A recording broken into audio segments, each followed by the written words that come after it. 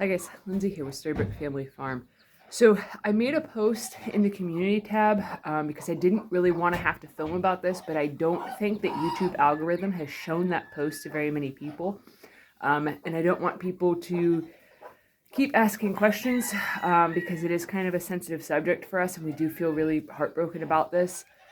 So I'm just going to make a brief video to explain what happened to the best of our knowledge and to give you guys a bit of an update on Rocky. So Friday I filmed a video stating about how well he was doing and how fantastic he was doing and how he learned to nurse and he was doing so great.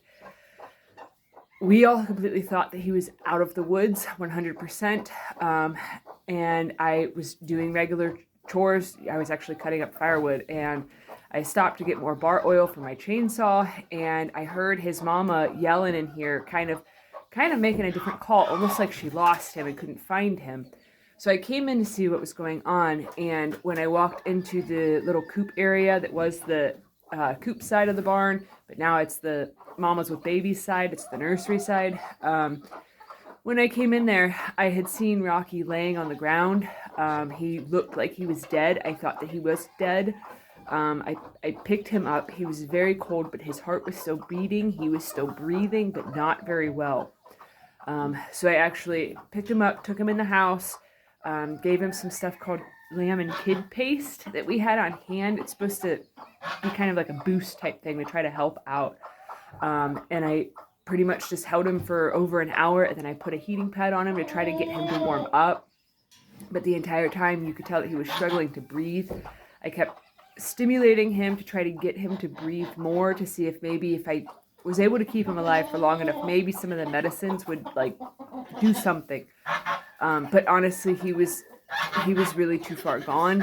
I think, sorry for the geese, they just realized that their gate is open so they can free range, so they're kind of exclaiming to the rest of the flock that they can get out. But so I did everything that I could possibly do. There was literally nothing more we could do. Our neighbor had come over. She's real experienced with goats. She had warned us that it was very likely that he was still going to die, even if he made it through the first week or so. But we had really thought that since he had figured out how to nurse, that he was going to be fine, because he was running around in the barn in here. He was never outside, so he never got stepped on, never got hurt by any of the other goats, never anything like that. There was no signs of trauma. His mom was an amazing mom, and it's really heartbreaking to even talk about, because with goats, when they lose their babies, whether it's that they misplace them or somebody sells them and they're 3 months old and they're leaving the farm, whatever the circumstances, I'm going to shut the barn doors so that way the heathen geese behind me there aren't making such a ruckus. Makes it a little darker in here, but that's okay. So whenever the mama is separated from the babies, they scream and they bellow out and they cry and they cry and they cry, very much as if a human is somebody's abducted their baby. That's very comparable. Goat kids, they sound just like babies, newborn babies, and the mamas, when they're yelling for them and stuff, it's heartbreaking to hear. So I haven't wanted to film because she's been freaking out, and it tears me up inside to listen to her screaming and crying and things of that nature.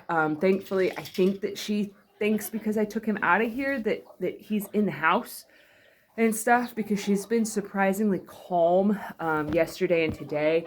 That is kind of the perk of us having raised him partially in the house while it was colder out, is that she wasn't used to him being in here 24/7. So I think that has been helpful. But so now I am no longer just sharing her milk with the kids so that way she doesn't get mastitis. Now I am fully milking her, basically as if the kid was weaned off, because there's no point in holding any of her milk back, just because of the fact of that there's nobody else drinking it. So if in the natural world, she would most likely have gotten mastitis and died, because she was producing enough milk for 3 kids instead of just one little baby.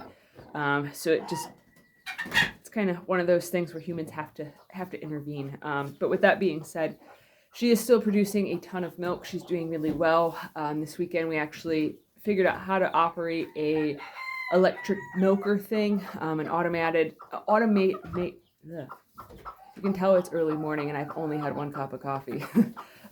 We got her hooked up to an automatic milker type thing that's designed to be really gentle, and it's actually designed to work for Nigerian dwarf goats.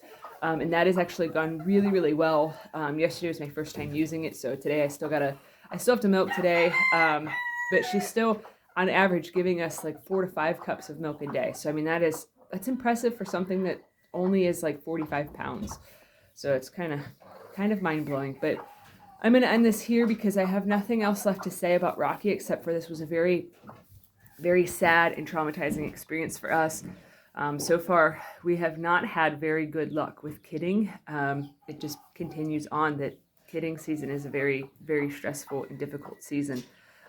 Thankfully, we didn't lose the mama. That's what we lost last time that we did this.